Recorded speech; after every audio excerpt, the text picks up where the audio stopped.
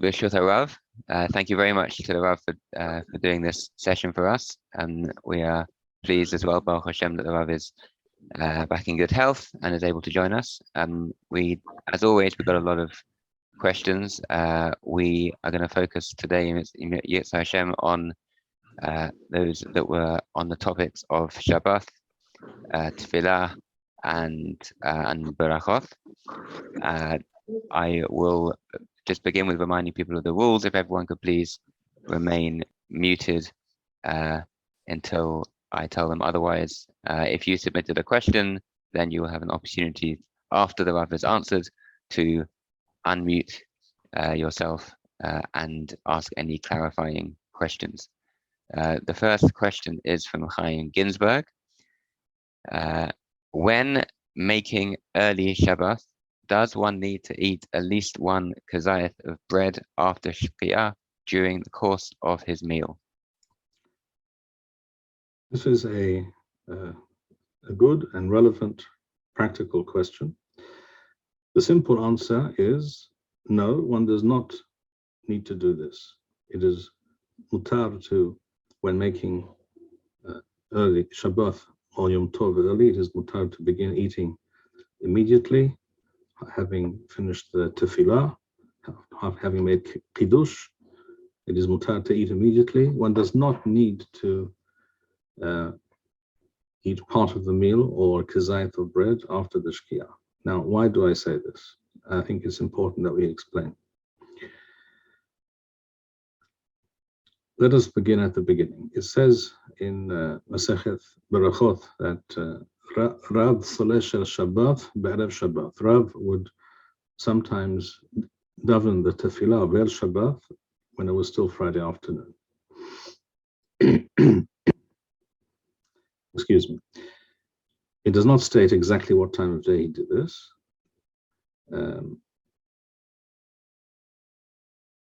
Rambam writes in Ilchot Tefillah Perek Gimel Halacha Zayin, יש לו להתפלל תפילת ערבית של ליל שבת בערב שבת קודם שתשקע השמש. It doesn't state how long before. The Tosafot and the Rosh and others say that one may do so only from Plaga Mincha onwards. Plaga Mincha is 1¼ sha'ot zmaniyot, relative hours, 1/12 of the day is sha'a zmanit, from counting from Hanessa Hama, from the Zericha, sunrise to sunset. So we're talking about, let's say, and then we're talking the summer, it's a bit more than an hour and a quarter, so it could be an hour and a half or something like that before the sun sets. So one can, lichora, immediately begin to eat, and this is also what Rambam implies when he writes in Ilchot Shabbat, Perek Kaf Tef, יש לו לאדם לקדש על הכוס ערב שבת מבעוד יום, אף על פי שלא נכנסה שבת. And we also, in other words, one can make kiddush before Shabbat actually enters.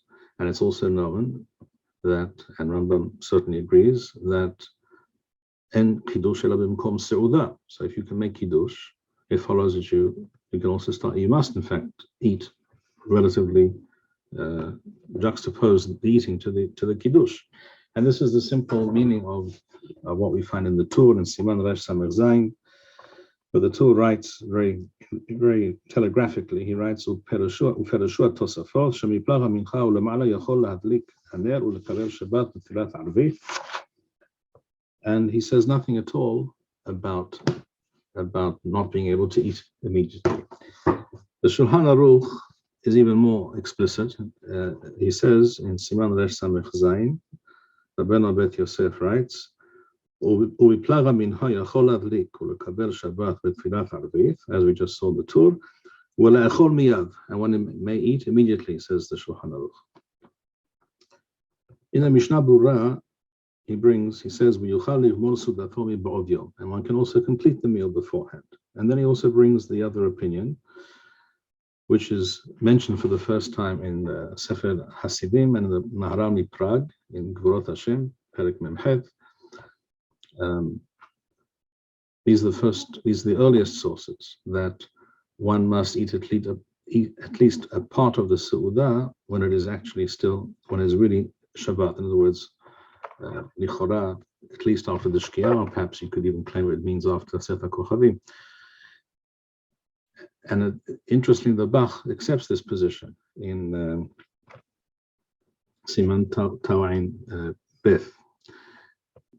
But the fact is that in none of the Geonim and none of the Rishonim do we find such a thing. In fact, we find the opposite. Terumat Hadeshen, in the very first Teshuvah, the famous Teshuvah about kriyat shema and making Shabbat early, he talks about people in Germany in his day bringing in Shabbat 3 or 4 hours before Shabbat, he writes. He was probably referring to Zman Rabbeinu Tam, Sefer Kochavim, much later, but either way, we're talking about bringing in Shabbat very early. And he doesn't suggest for a moment there's a problem in terms of the Seudah being early. We also have another one of the Rishonim we find in Rabbeinu Yeruham. He says this as well. The Bet Yosef quotes this. And this is the opinion of the Machon Avraham in Siman Resh Samech Zayin, and the opinion of the Taz in Siman Resh Tzadi Aleph. Keep in mind also that the din of Shalosh Seudot b'Shabbat is midivrei Soferim, as Rambam writes explicitly in his Perush on the Mishnah, the end of Masechet Pe'ah. So, midivrei Soferim alocha hara mekel. From a simple reading of all the sources, it is plain that one does not need to do so, and I do not therefore see any reason to be mahmir. The Magen Avraham says tov lahmir, but he himself agrees that the halacha is not so, and this is the opinion of all the Rishonim, all the Geonim, and also a clear majority also of the Aharonim. So halacha lema'aseh, it is not necessary to do so. Thank you, Harav. The next question is related and is from me. The Tosafot in Brachot 4b say that one should not eat a meal from when the zman for reading Shema begins until one has read Shema. Other Rishonim take this further and say one should not start a meal half an hour before the zman for reading Shema, and this is how the Shulchan Aruch paskins.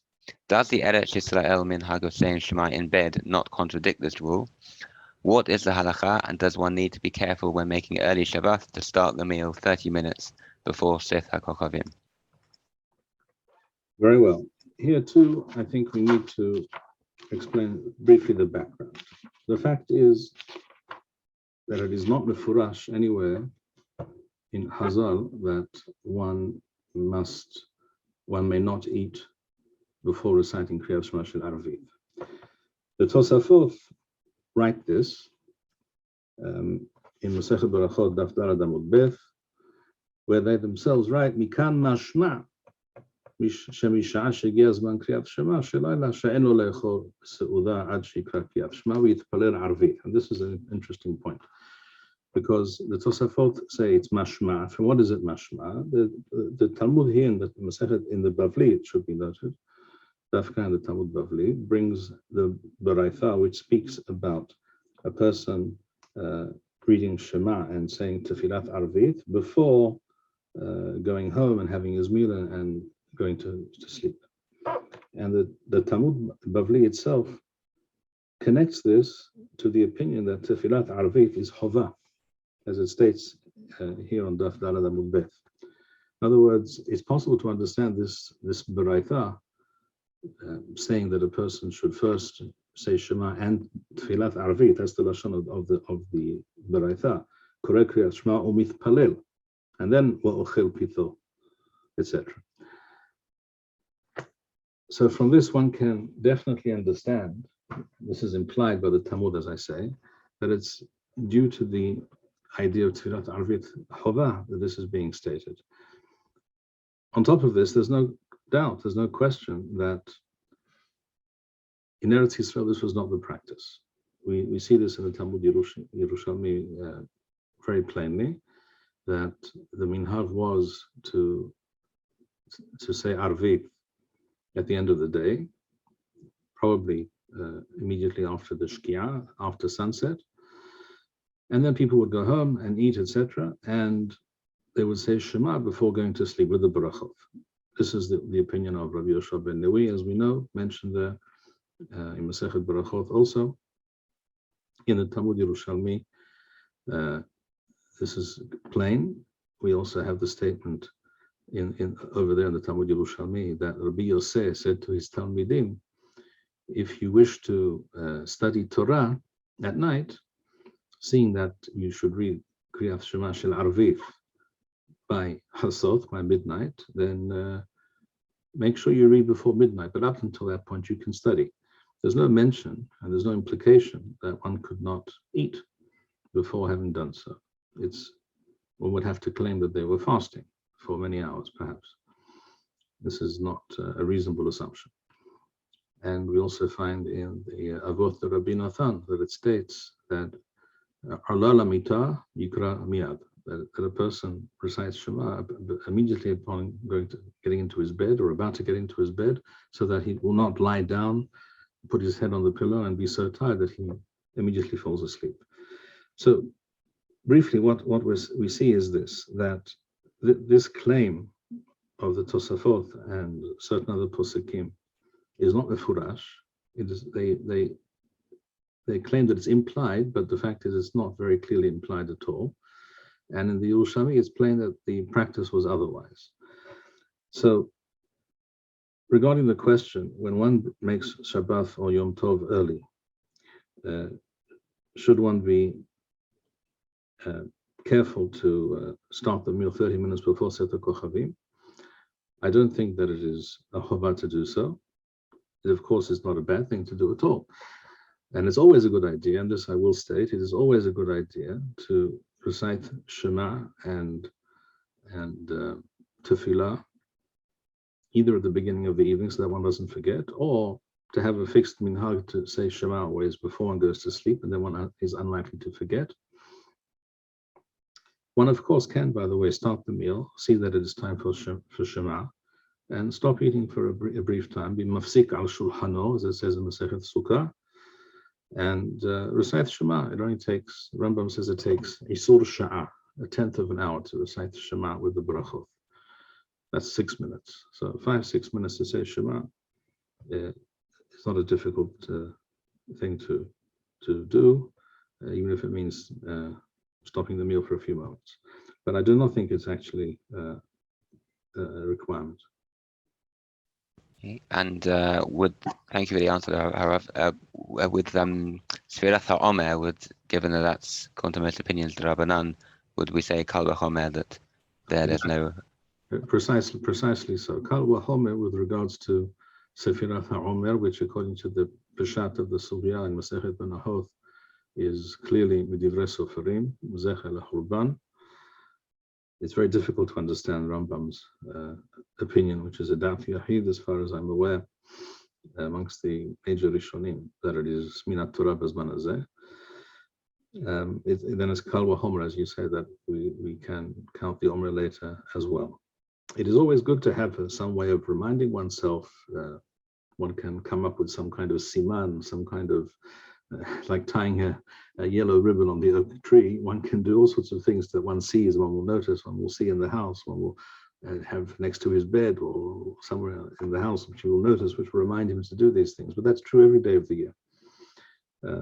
So the Kitzur, the claim that it is clear that it is asur to eat before reciting Kriyat Shema is a dubious claim. And it's clear that in Eretz Yisrael this was not the practice. Thank you, Harav. We've got a question now from Chaim Ginsberg. Is one allowed to make ice on Shabbat? A, by filling up ice trays with water and putting them in the freezer. B, using an automatic ice maker turned on before Shabbat that automatically turns off once it reaches a certain capacity.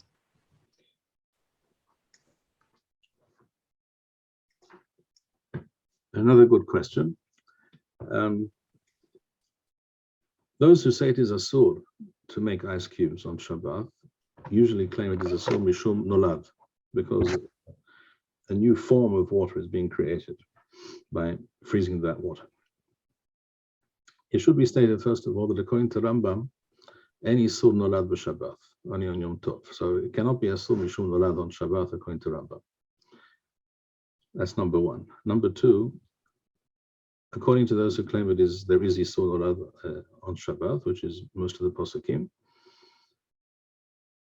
there are nevertheless many Posukim who permit making ice on Shabbat. The main reason is because it is not Davar Shemit Kayem. It does not last. In other words, as soon as you take the ice out of the fridge, out of the freezer, it begins to melt. In fact, it begins to melt immediately. How long it will take to melt completely depends on how large the piece of ice is. It's true, if you have a block of ice that's half a meter by half a meter, it might take quite a long time indeed to freeze, to melt completely. But the melting begins immediately. And this is why even now, this is also connected, I should mention, to a mahloket that we find in the Shulchan Aruch, Siman Shin Yod Het, Seif Tet Zayin. Here, the Shulchan Aruch speaks about taking out a pashtida, or some kind of tavshil, some kind of dish, which has shuman, which is karush, in other words, solidified fat, congealed fat or sauce, which when you heat up will become liquid. And the Shulchan Aruch says it's mutar to do so. Even though that congealed part of the dish will now become liquid, it is mutar to do so. That's the Shulchan Aruch, and this is how the Sfaradim hold. So according to those who follow the Sakin, the Shulchan Aruch, there's no question. The Ramah says, Yesh mahmirim.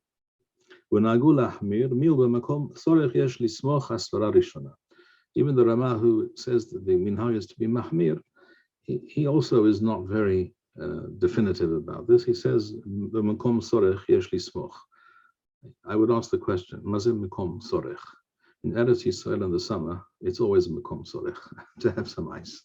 In other words, this is a warm climate. People definitely feel they need it and want it, and that's called a makom tzorech, because otherwise, what as it tzorech yesh bekera? What tremendously urgent, life-saving need is there for a piece of ice, for an ice cube, or even a block of ice? So, practically speaking, there's always a tzorech in Eretz Yisrael when it comes to these things, and in many other countries as well. On top of this, further, I would add that Mori HaGaon, Rabbi Yosef Gafer Zetzal, specifically is matir, making ice on Shabbat. He writes this in his Be'ir on the Rambam, Perek Tef Milchot Shabbat Halacha Yod Gimel, it's page Kof Tzadi Heth, and he writes, and I quote, "Mutar lachnis mayim lamakpi af al pi shenasa kubiyot kerach kevan she'ata mosio miyad hu names." It begins to melt immediately, and therefore it is not considered to have any real existence in that sense. And Hagaon Rabbeinu Baal Tzitz Eliezer Zetzal writes the same thing. So for all these reasons, I believe it is entirely mutar to make ice cubes on Shabbat. Thank you, Arav. Question from David Newman. The Rav has touched on this in a few questions in some recent sessions, but there are a few sort of new elements here. When can bakashof be made on Shabbat? For example, can a section of Harahaman be said in Birkat Hamazon, or can one sing songs or piyutim that contain bakashof? Very well. The basis of this discussion, of this halacha, is the statement in Masechet Barachot and the Talmud Bavli, that Daf Memchet, that when reciting Birkat Hamazon on Shabbat, the third baracha, Rahem, the nusach is to be changed. That's the simple part of what the Baraita states. It says, Mafhil b'nehama or Mesayim b'nehama, as explained by the Rif and many other Rishonim. Interestingly, curiously, the Rambam does not hold of this opinion in this particular case, but that is the simple pshat of the Sugya. This is also the opinion of Rabbeinu Gadol Gra, Zecher Tzaddik Livracha. And this clearly seems to me to be the halacha. In other words, the Baraita is telling you that you do not say Rahem on Shabbat, which is a bakasha. We also know, for this reason, that the nusach of the tefillah that we say on Shabbat and Yom Tov is different from Yom Hol, for this very reason. Otherwise, why don't we say Rafa'enu and Barech Alenu and all the rest of the bakashot that we say? For this very reason, we don't do it on Shabbat. And then we have a different nusach of the tefillah. So to say that this is not a real issue is a very strange position. So it seems to me, at least. And therefore, we find also that the Gra, based on this, claims, and others, there are others who agree as well, even though this is not the common practice, not to recite the Harahamanim in Birkat HaMazon on Shabbat and Yom Tov. The Gra, as we said, holds by the Rif on this question. From this learns with regards to all bakashot, basically. So I recommend not saying any Harahaman on Shabbat, in other words, end Birkat HaMazon on Shabbat and Yom Tov with Birkat HaTov HaMitiv. You get to whatever nusach you say at the end of that bracha. Some people end with the words Ali Hasrenu, others have different nuschaot. Whatever the nusach is, you end at that point. That's the end of Birkat HaMazon, with the exception of the bracha leva'al bayit, if a person is an oreach, a guest. And this does apply kal omer to songs and piyutim. So what do I recommend with regards to songs and piyutim? I can tell you what I do and have always done for as long as I can recall. I'm looking for an example here. I will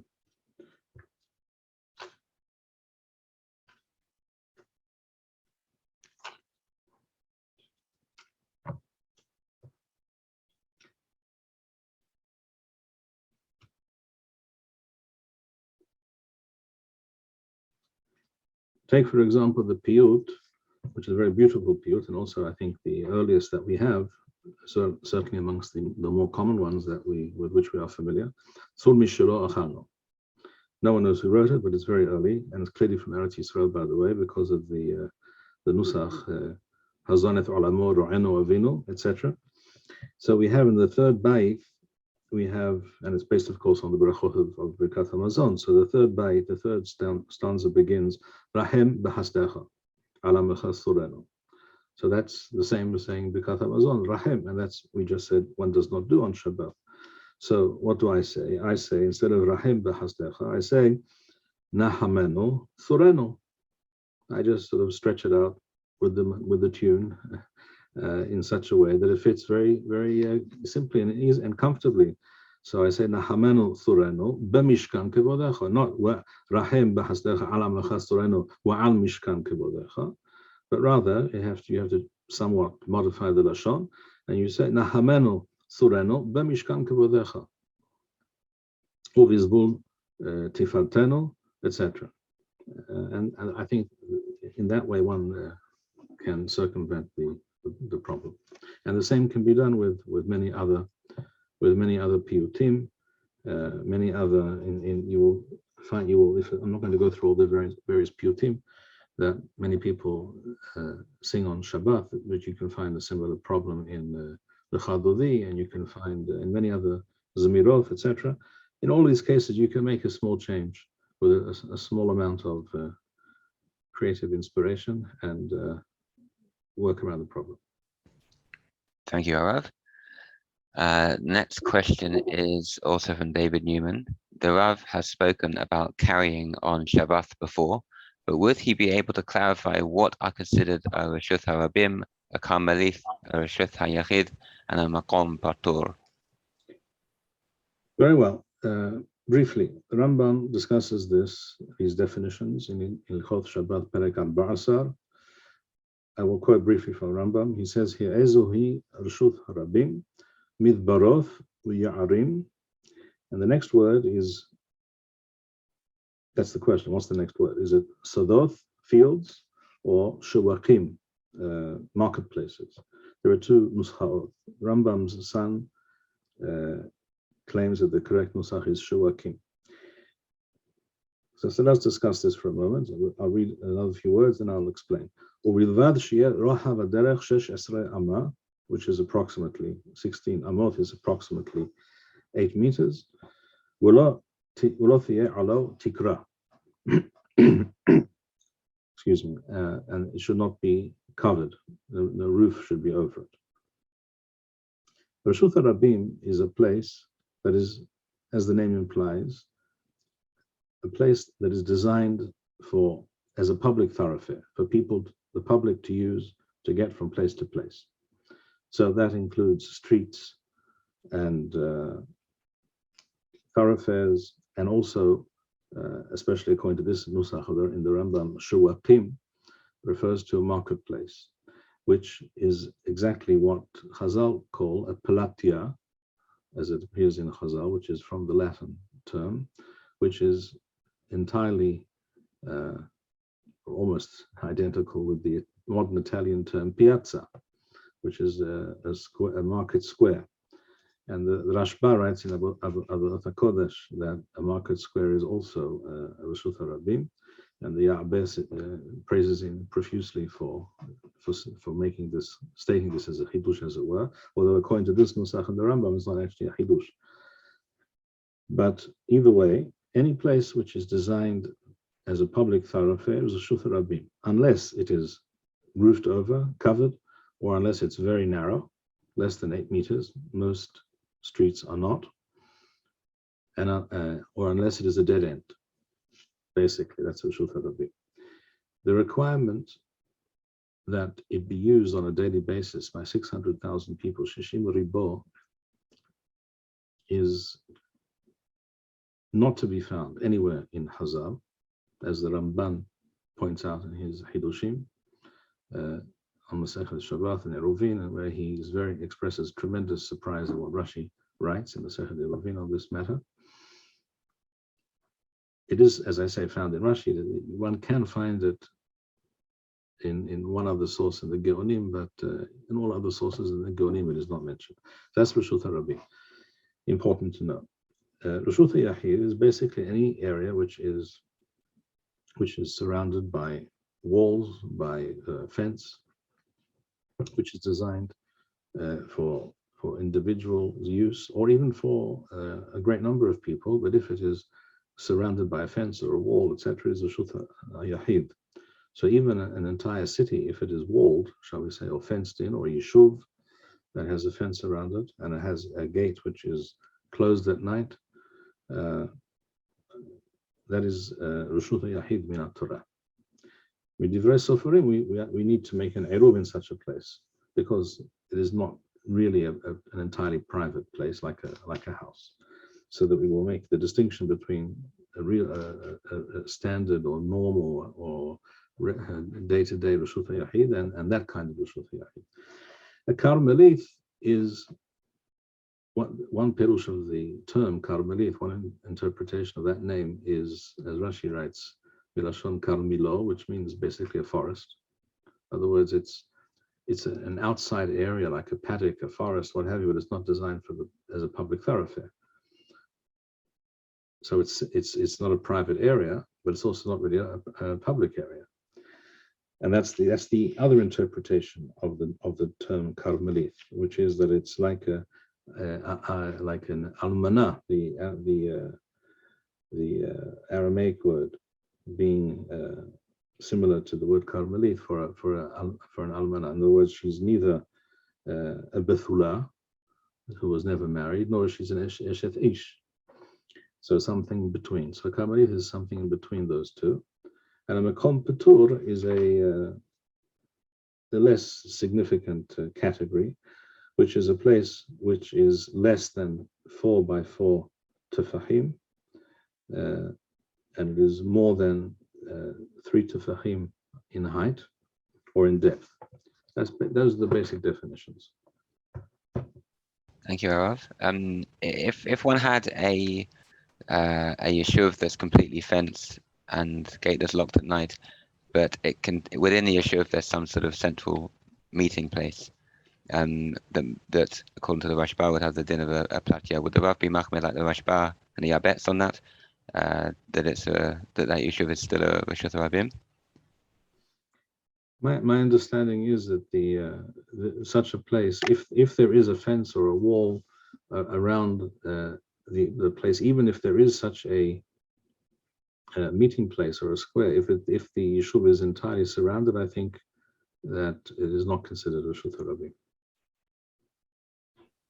Thank you. And what about a lot of the modern buildings in Israel have around the back of the building have a car park, and so it's definitely not often a cul-de-sac, so it's definitely not a Reshut Rabim, but the entrance will be more than 10 amoth wide, and they'll have this sort of barrier that goes up and down. Obviously, that's what a barrier is.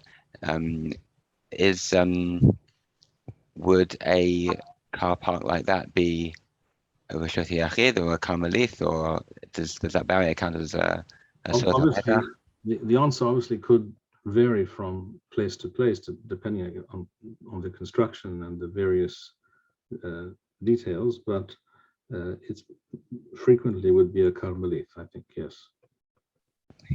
Thank you.